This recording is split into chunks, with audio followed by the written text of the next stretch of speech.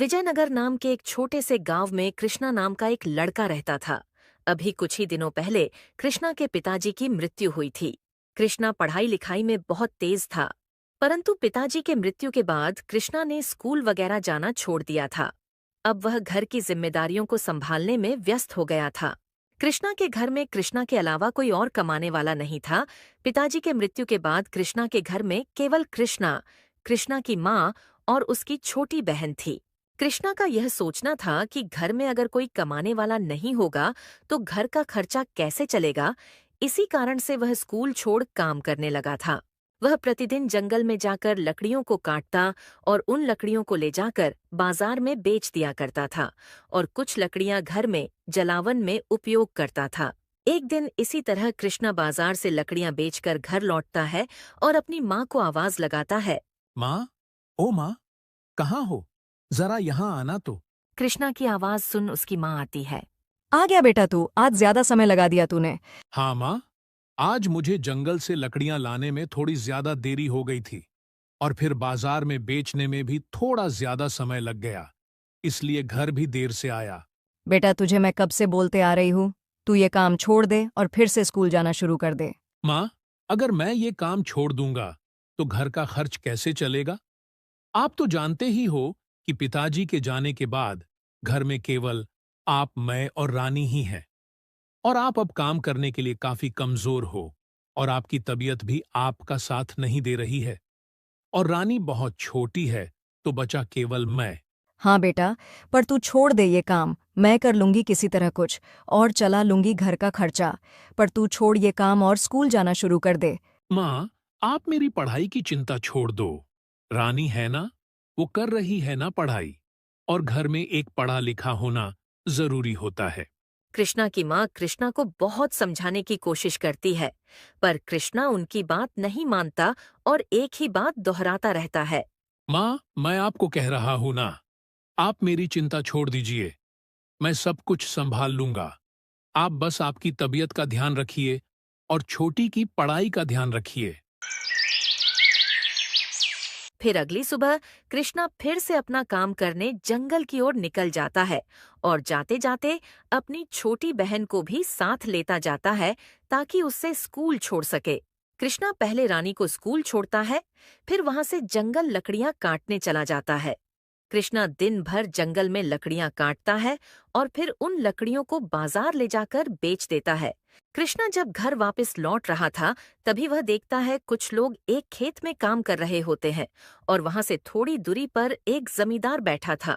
ये देखकर कृष्णा ने सोचा कि मैं एक बार जाकर इस जमींदार से बात करके देखता हूँ, शायद मुझे भी यहाँ काम मिल जाए, तो मुझे जंगल नहीं जाना पड़ेगा लकड़ियां काटने। कृष्णा तुरंत जमींदार के पास पहुंच जाता है और जमींदार से कहता है। सेठ जी, मुझे यहाँ कोई काम मिल सकता है क्या? बेटा, यहाँ काम तो बहुत है, पर तुम इस काम के लिए बहुत छोटे हो। तुम्हारी उम्र अभी पढ़ाई लिखाई करने की है।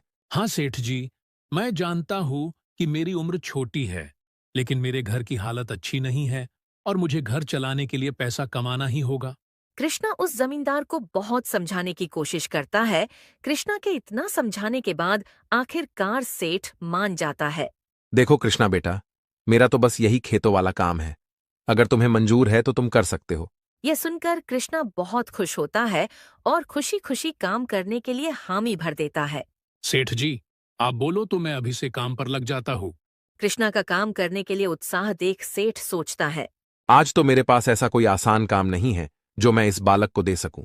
एक काम करता हूं, इसे कल से काम करने बुलाता हूं, तब तक इसके लिए कोई आसान काम देख कर रखता हूं।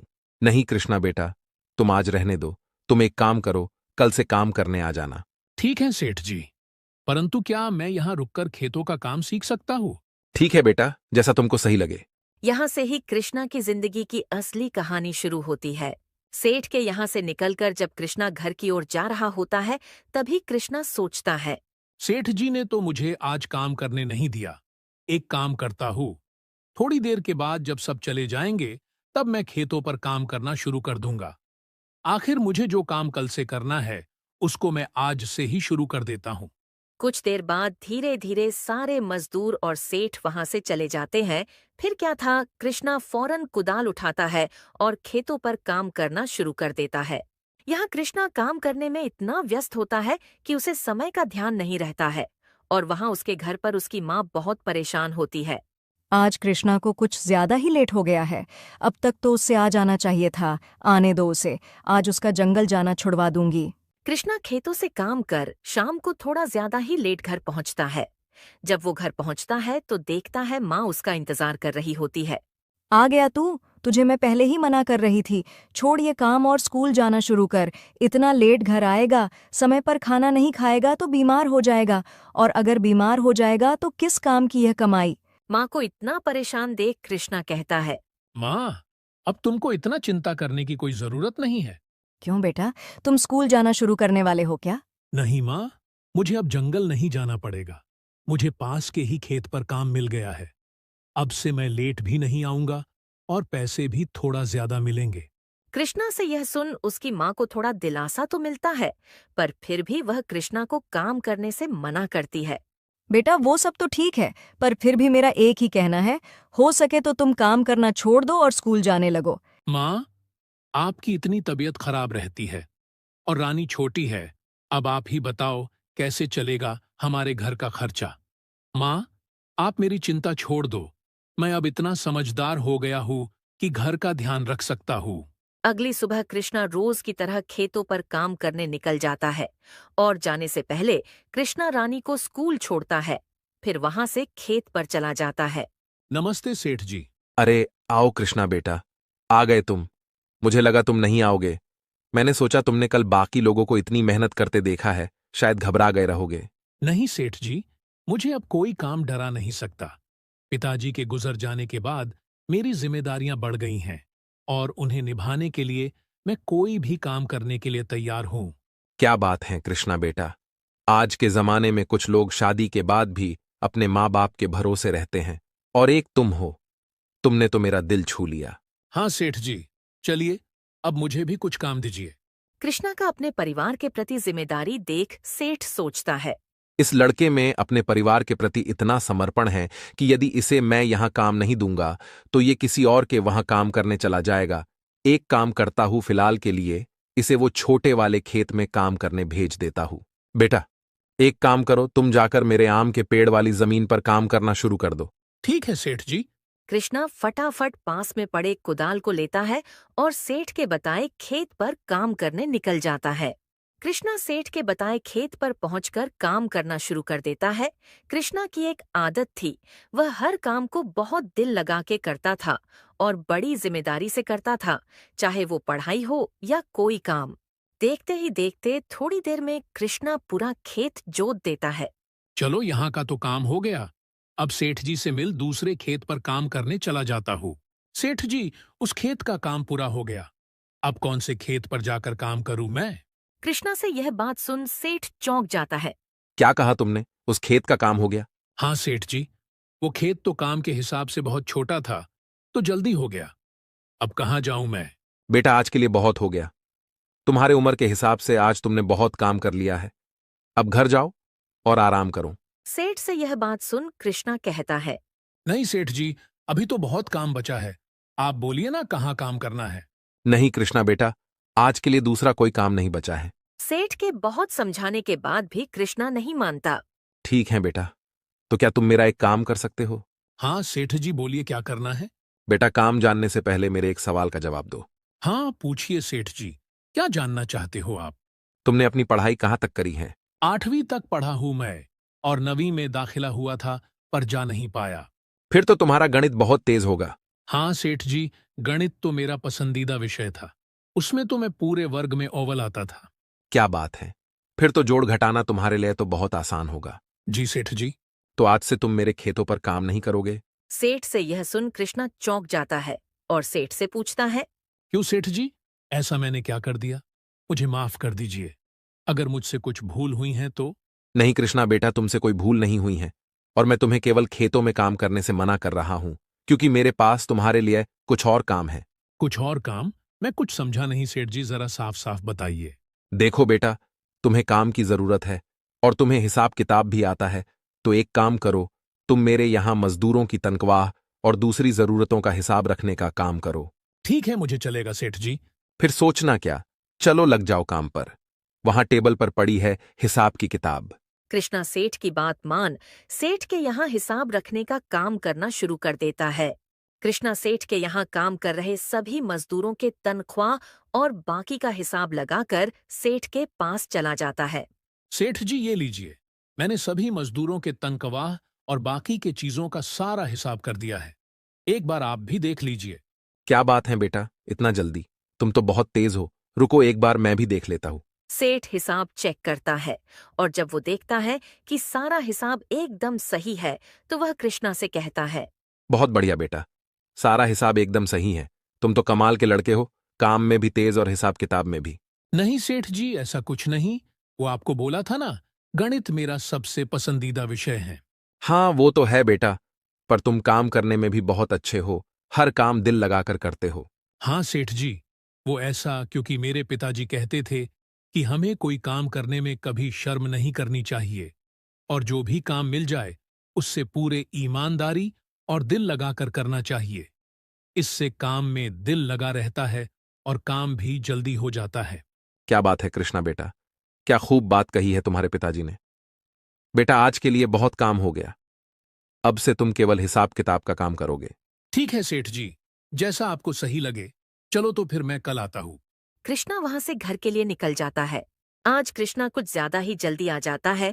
कृष्णा घर पर आते ही अपनी माँ को आवाज लगाता है। माँ, कहाँ हो? जरा यहाँ आओ।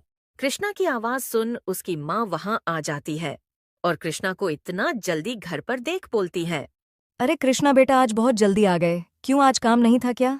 नहीं माँ, काम तो था, पर मैंने अपना सारा काम कर लिया तो सेठ जी ने मुझे भेज दिया। चलो अच्छा है, इसी बहाने आज जल्दी आ गया घर। माँ, मैं तुम्हें एक बात बताना तो भूल ही गया। कौन सी बात बेटा? माँ, अब से मुझे खेत पर मजदूरी का काम नहीं करना होगा, क्योंकि सेठ जी को जब मैंने बोला कि मैं गणित में अच्छा हूं तो उन्होंने मुझे हिसाब किताब का काम दे दिया है। अब मुझे बस हिसाब किताब का काम करना होगा। ये तो बहुत अच्छा हुआ। हिसाब करता रहेगा तो तुझे दो फायदे होंगे।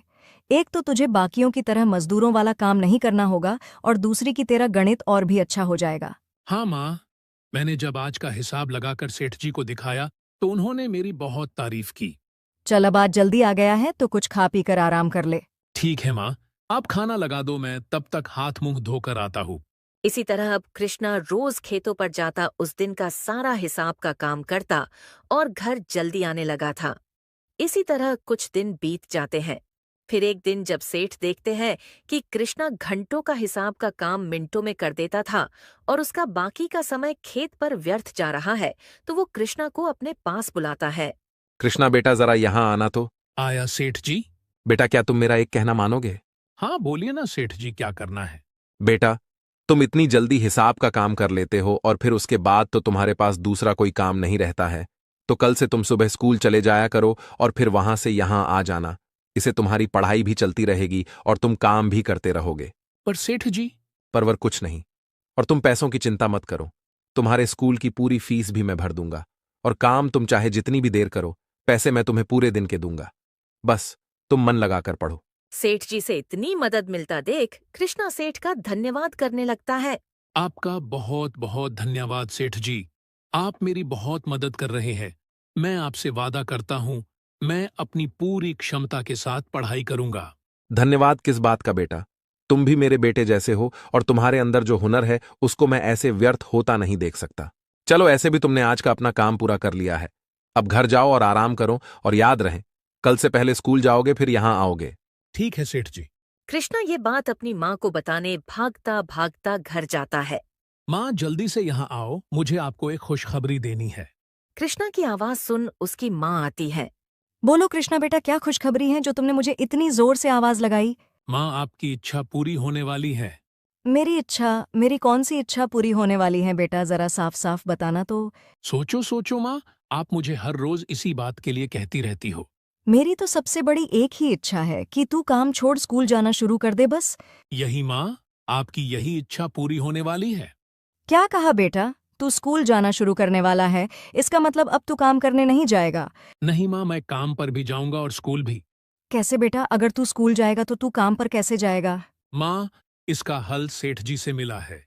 सेठ जी ने कहा कि कल से मुझे पहले स्कूल जाना होगा और फिर स्कूल से खेत पर आना होगा, और उन्होंने कहा कि स्कूल की पूरी फीस भी वहीं भरेंगे। क्या बात है, तुम्हारे सेठ जी तो बड़े दिल वाले हैं, तुम्हें उनका बहुत शुक्रिया करना चाहिए। आज के समय पर किसी की कोई इतनी मदद कहाँ करता है जितनी मदद सेठ जी कर रहे हैं। हाँ माँ, पर इसमें बहुत बड़ा हाथ पिताजी के सीख का भी है। सेठ जी को मुझ में मेरे काम के प्रति समर्पण और मेरी मेहनत को देखकर उन्होंने ये फैसला लिया है। इस तरह कृष्णा की अपने काम के प्रति मेहनत और ईमानदारी ने उसकी जिंदगी बदल दी। उसको अब बस अपनी पढ़ाई पर ध्यान लगाना था।